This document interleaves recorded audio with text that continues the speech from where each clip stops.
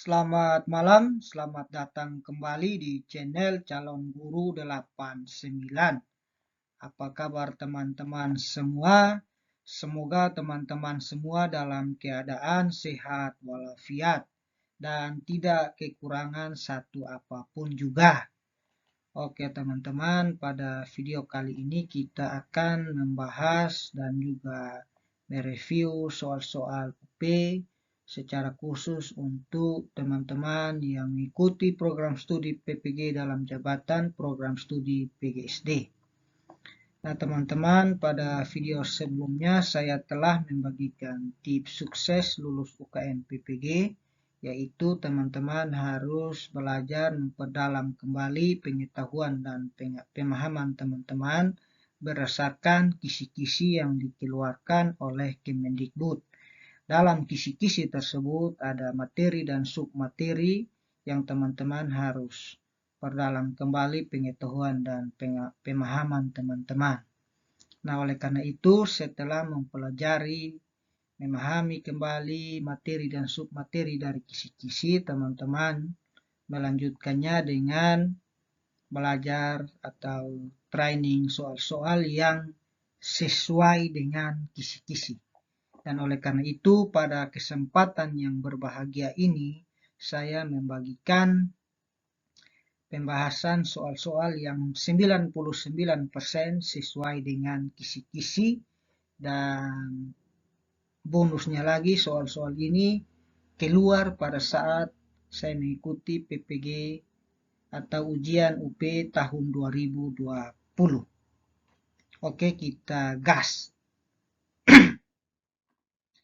Sebelum saya lupa, teman-teman semua jangan lupa dukung channel Calon Guru 89 dengan cara like, komen, dan juga share sebanyak-banyaknya ke media sosial teman-teman semua. Dan yang paling penting, teman-teman juga bantu pijit tombol subscribe ya. Subscribe itu gratis. Terima kasih. Kita gaskeun.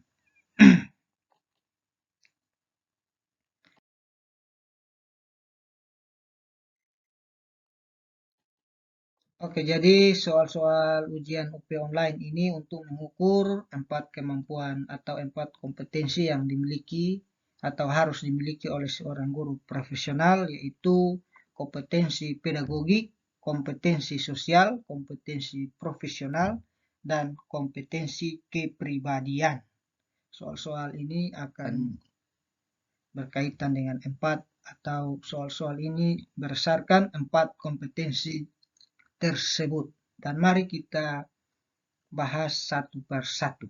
Pada video kali ini, part 1 kita akan membahas 20 butir soal, dan selanjutnya di part berikutnya kita akan membahas lagi 20 sampai 120 butir soal. Oke, tetap semangat dan kita mulai. Number 1.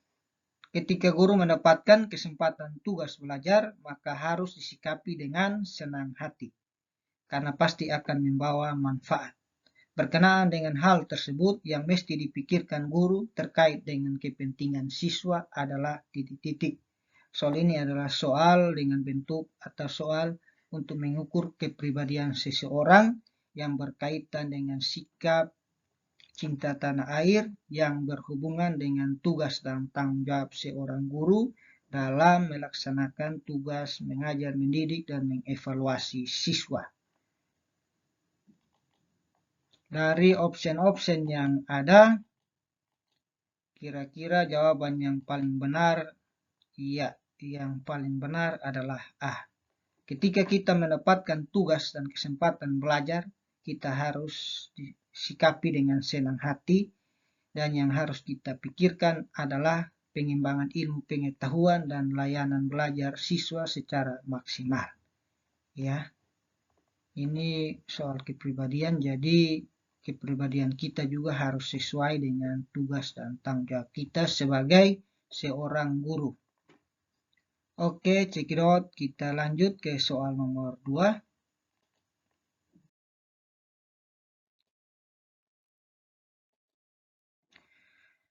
Ada seorang siswa dalam pembelajaran sering kurang memperhatikan, namun prestasi yang didapat tidak kalah dibandingkan dengan siswa yang lain. Hal yang perlu disampaikan kepada siswa tersebut adalah titik-titik. Ya, ini berkaitan dengan pedagogik atau kompetensi pedagogik, di mana seorang guru itu dia tugasnya mengajar, membimbing, melatih sebagai fasilitator, memberikan motivasi. Dan soal ini berkaitan dengan motivasi atau pedagogik, kemampuan pedagogik seorang guru dalam memberikan motivasi dan juga bimbingan. Nah, ini dia opsinya, dan yang paling benar atau opsi yang benar adalah B. Prestasi akan lebih baik jika mau sungguh-sungguh memperhatikan pembelajaran yang disampaikan guru. Ya, jadi dari persoalan tersebut kita menyampaikan kepada siswa itu bahwa prestasi akan lebih baik jika mau sungguh-sungguh memperhatikan pembelajaran yang disampaikan oleh guru. Kata-kata ini memberikan energi positif karena mengandung motivasi-motivasi sehingga siswa bisa mengikuti apa yang disampaikan oleh guru. Nomor 3.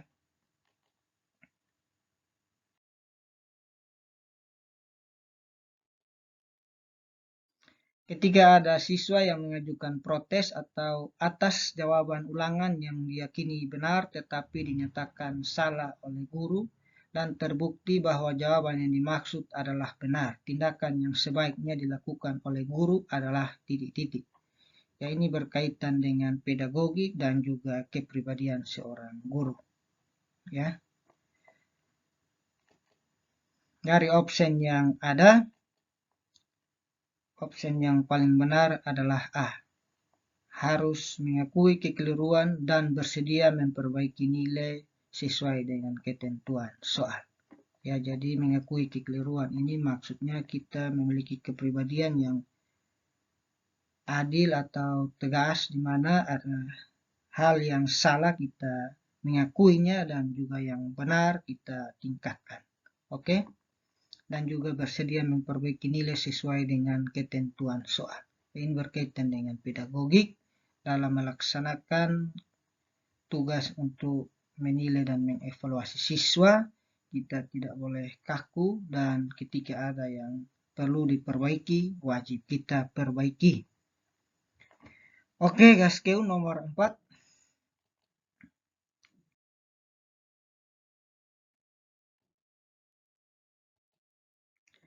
Berdasarkan pengamatan di SD Negeri Salam Sehat kelas 5 dalam mata pelajaran Bahasa Indonesia, ditemukan bahwa kemampuan siswa dalam aspek berbicara masih kurang. Untuk membantu menyelesaikan permasalahan guru tersebut, perlu dilakukan penelitian tindakan kelas. Tindakan dipilih adalah penggunaan metode bermain peran. Ini masih soal pedagogik berkaitan dengan persoalan pembelajaran di kelas, dan kemampuan siswa dalam aspek berbicara masih kurang. Dan ini jawaban yang benar adalah C. Guru meminta siswa untuk memainkan peran sesuai dengan kesepakatan. C yang paling tepat, karena ketika siswa bermain peran sesuai kesepakatan, maka siswa akan berlatih. Dan peran-peran itu tentunya siswa akan berbicara. Dan kemampuan berbicara kalau dilatih secara terus-menerus dengan bermain peran, maka siswa akan mengalami peningkatan dalam hal aspek berbicara. Oke, nomor 5.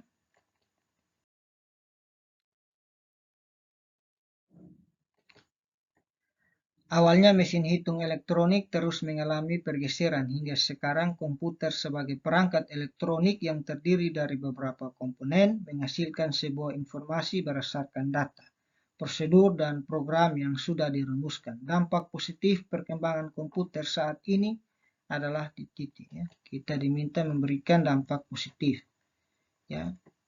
Kita baca deskripsinya, kemudian kita pahami pertanyaannya. Dia minta dampak positif dari komputer saat ini. Dari jawaban yang ada, jawaban yang paling tepat adalah C.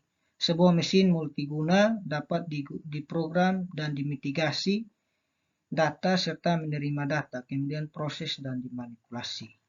Option D dan E juga hampir itu, tapi masih kurang. Di sini dia hanya sebagai sarana komunikasi LAN dengan cepat atau Local Access Network. Ya, ini ada juga di sistem komputer, tetapi masih ada yang lain. Jadi jawaban C itu adalah yang paling komplit. Dia mencakup semua apa yang menjadi dampak positif dari komputer. Nomor 6, ada 3 siswa yang memperoleh nilai di bawah KKM untuk mata pelajaran matematika yang Anda ampu. Sebagai guru, yang akan Anda lakukan adalah titik-titik, ya. Jadi kalau siswa mendapat nilai di bawah KKM, maka jawaban yang paling tepat adalah B. Memberikan pembelajaran tambahan kepada siswa yang nilainya di bawah KKM. Atau dengan kata lain, kalau pembelajaran tambahan ini berarti remedi atau remedial, ya, untuk siswa yang nilainya di bawah KKM. Kalau yang di atas, yang sudah sesuai KKM, maka bisa diberikan pengayaan atau materi yang tingkatannya di atas KPE, di atas atau indikatornya ditingkatkan lagi, ya. Oke, nomor 7.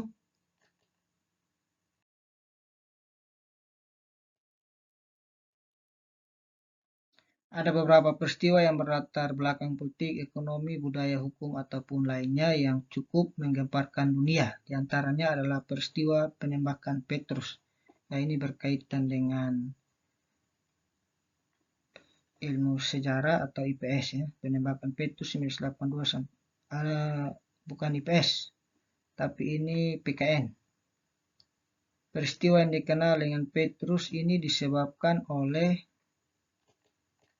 ya, jawabannya E, pelanggaran hak asasi manusia yang dilatar belakangi oleh faktor budaya dan penyakit, stereotip, dan pengkambing hitaman. Oke, teman-teman bisa baca lebih jelas tentang peristiwa Petrus 1982-85 dan juga sejarah-sejarah lainnya, peristiwa-peristiwa lainnya yang berkaitan dengan perjalanan bangsa Indonesia sejak merdeka sampai saat ini.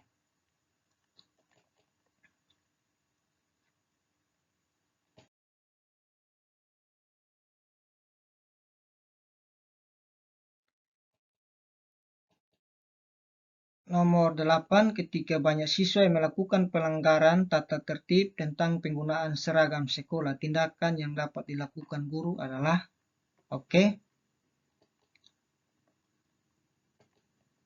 Jawaban yang benar adalah B, meminta siswa menjelaskan penyebab tidak mengenakan seragam, ya. Ketika ada yang melanggar tata tertib, tindakan yang harus kita lakukan pertama kali ialah menanyakan penyebabnya, ya. Untuk option A, C, D, dan E masih kurang tepat. Yang lebih tepat adalah kita menanyakan penyebabnya dulu. Oke, kita lanjut nomor 9.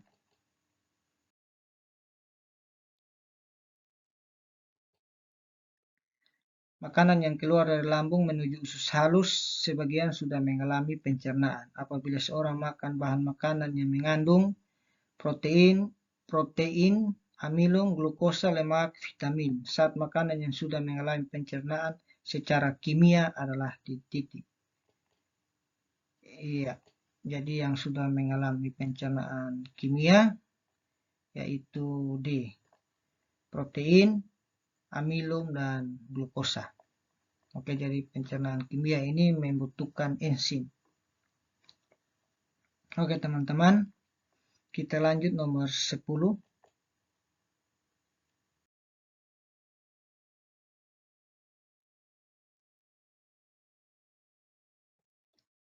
Ya, ini ada cerita, teman-teman bisa baca sendiri. Dari cerita ini dia menanyakan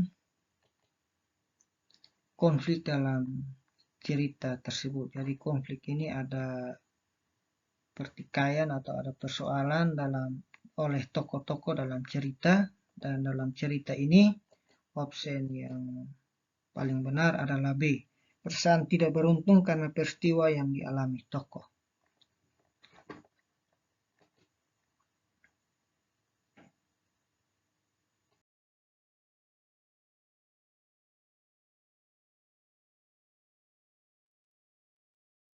Nomor 11, ya.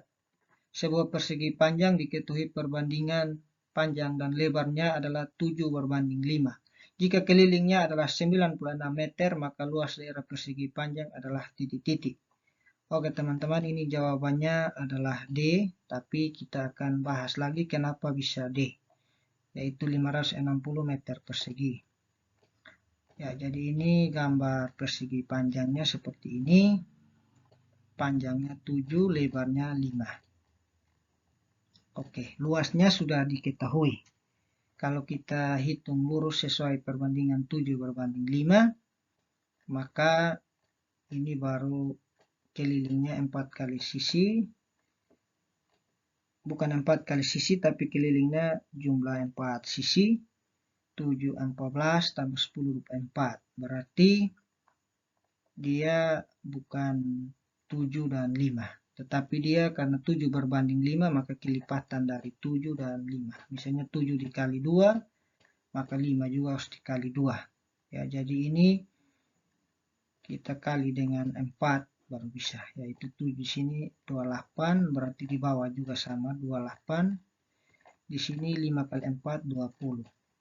Berarti lebarnya di sini 20. Kita jumlahkan 28 tambah 28, 56, terus 20 tambah 20, 40, berarti totalnya ada 96, sesuai ya, kelilingnya 96, berarti panjang dan lebarnya kita sudah ketahui, yaitu panjangnya 28 dan lebarnya 5, kemudian kita kalikan, kan ditanya luas berarti P kali L ya, panjang kali lebar.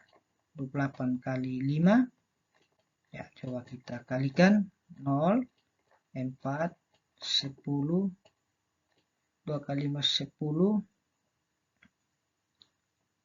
5 44, 2 kali 5 10, oh sorry, 28 kali 20, 0 kali 8 0, 0 kali 2 0, 0, 2 kali 8 6, 1, 2 kali 2 4, 5. Ya, 560. Oke teman-teman, kita lanjut.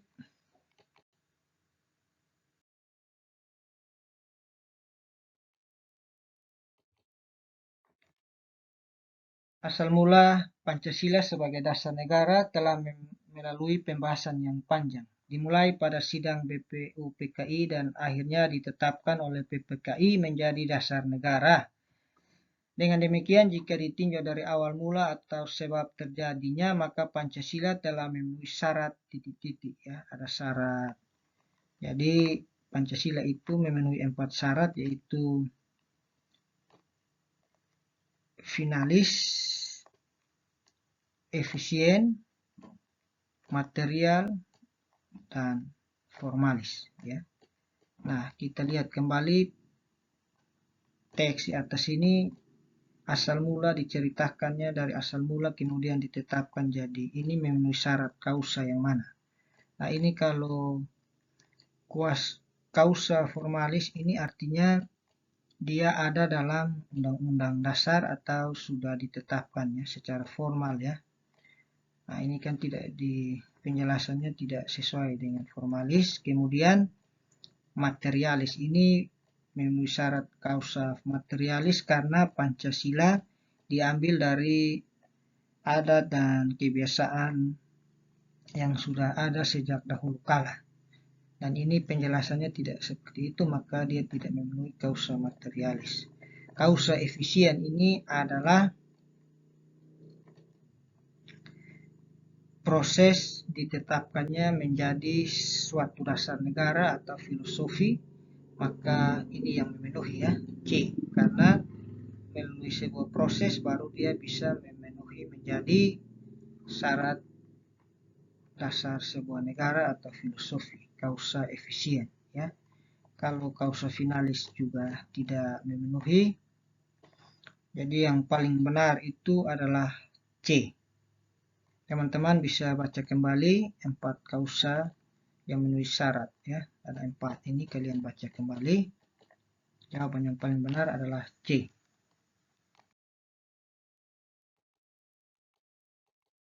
Nomor 13, Bu Lasmi akan menyampaikan materi dengan KD 4.6, melisankan puisi hasil karya pribadi dengan lafal, intonasi, dan ekspresi yang tepat sesuai bentuk ungkapan diri.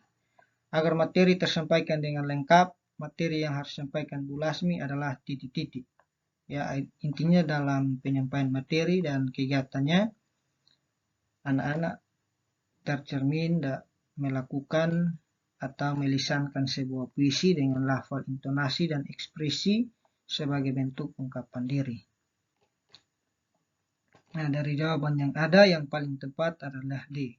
Memberikan konsep puisi, unsur pembangun puisi, langkah-langkah menulis puisi, memberikan cara menyajikan puisi dengan lafal, intonasi, dan ekspresi yang tepat.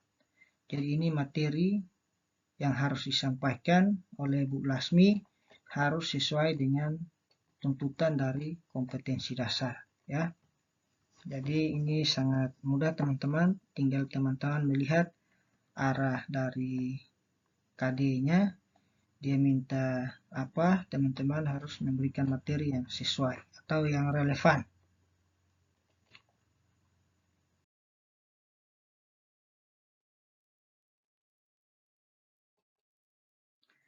Nomor 14, Anda diminta memilih 3 siswa untuk mengikuti lomba cerdas cermat dalam waktu yang sudah dekat, sehingga tidak memungkinkan untuk melakukan proses seleksi secara matang. Sebagai guru, yang Anda lakukan adalah titik-titik, ya.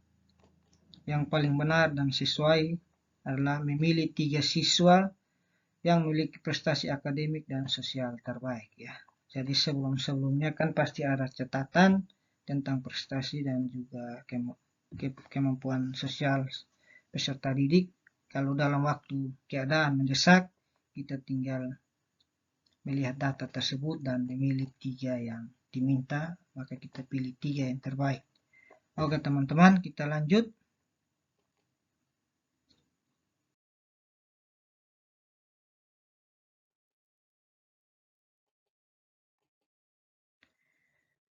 Nomor 15, dalam RPP yang disusun oleh guru terdapat indikator pencapaian kompetensi IPK, ya. Membedakan gaya dorong dan gaya tarik suatu benda.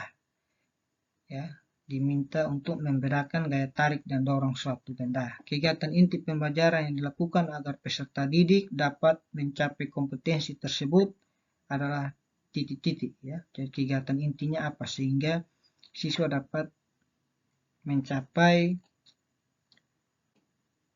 indikator pencapaian kompetensi, yaitu membedakan gaya dorong dan gaya tarik. Ini jawabannya adalah B.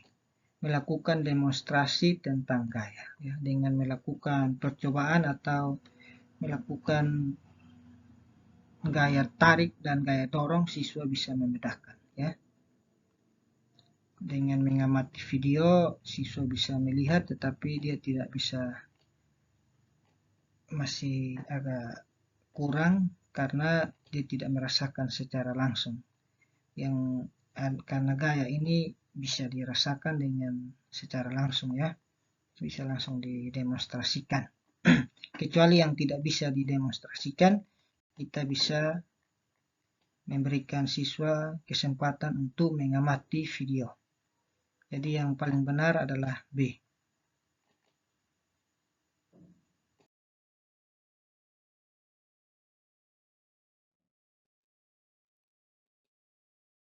Nomor 16, di sini ada 2 teks, ya. Dari kedua teks tersebut, teman-teman diminta menentukan perbedaan jenis informasi pada kedua teks tersebut. Jadi dari kedua teks ini, saya tidak bacakan lagi, nanti teman-teman bisa skip video ini dan bacakan sendiri. Ini ada option A sampai E, saya tidak sempat mengcopy option C, D, dan E, hanya ada A dan B. Dan yang paling benar adalah option B. Teks 1 merupakan orientasi dan teks 2 merupakan deretan penjelas, ya.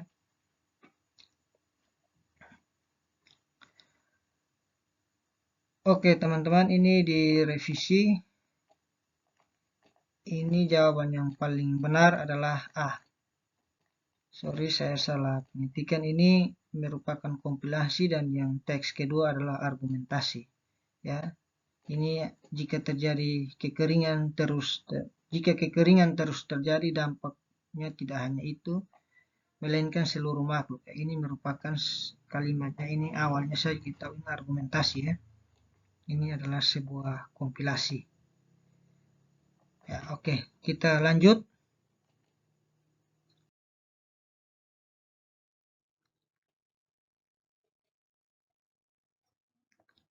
Perencanaan pembelajaran di saat pandemi COVID-19 memaksa guru untuk menyesuaikan dengan kaidah-kaidah pembelajaran dari pengembangan lembar kerja peserta didik (LKPD) sebagai pedoman belajar siswa dalam pembelajaran daring online ya.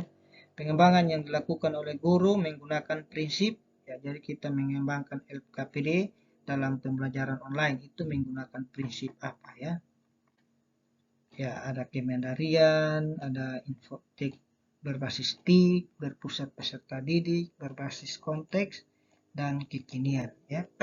Jadi unsur-unsur dalam sebuah LKPD itu, tujuan dari unsur-unsurnya dia harus memberikan kemandirian, dia harus berpusat pada peserta didik, harus berbasis konteks atau berdasarkan pembelajaran, berbasis kekinian, dan di sini dia tanya pengembangan menggunakan prinsip apa ya, dia harus berbasis TIK. Jawaban yang paling benar adalah B, karena pembelajaran daring ya. Oke. Nomor 18, seorang guru ingin mengetahui kemampuan siswa dalam mengatur dan mengelola perbedaan dalam kelompok. Penilaian otentik holistik yang dapat dipilih oleh guru tersebut yaitu ya, penilaian otentik ini berdasarkan pada bukti-bukti atau secara langsung ya. Nah, ini ada penilaian kinerja, terbuka, proyek, portofolio, penilaian antar teman. Untuk menilai kemampuan siswa dalam mengatur dan mengelola perbedaan dalam kelompok ya. Oke, jadi jawaban yang paling tepat adalah kinerja ya. Kita menilai performa atau kinerja anak-anak dalam melakukan sesuatu termasuk dalam berdiskusi kelompok. Itu namanya penilaian kinerja. Ya, ada penilaian terbuka, penilaian yang dilakukan secara terbuka, dan juga ada penilaian proyek. Ini siswa diminta melakukan sebuah karya berdasarkan kompetensi tertentu. Ada portofolio, ini tugas-tugas dalam periode 3 atau 6 bulan, dan ini memakan waktu yang lama. Ini bisa berupa sebuah karya ya. Dan juga penilaian antar teman, ini maksudnya siswa menilai sesama temannya, mungkin menilai sikapnya atau menilai hal-hal yang sesuai dengan ketentuan penilaian antar teman. Nah, oleh karena itu penilaian yang paling sesuai adalah penilaian kinerja.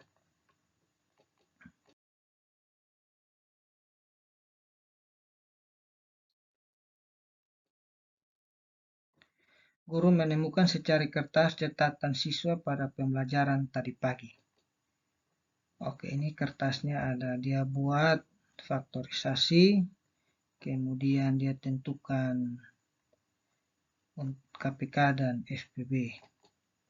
Berdasarkan catatan yang ditemukan guru tersebut, masalah yang relevan dan berorientasi HOTS antara lain titik-titik. Ya, ini jawaban yang paling benar adalah C, berdasarkan gambar ini. Kelompokkanlah bilangan berikut berdasarkan banyaknya faktor prima. Dari gambar seperti ini, maka siswa tentunya diperintahkan untuk mengelompokkan bilangan berdasarkan faktor prima. Ya, dikelompokkan. Oke.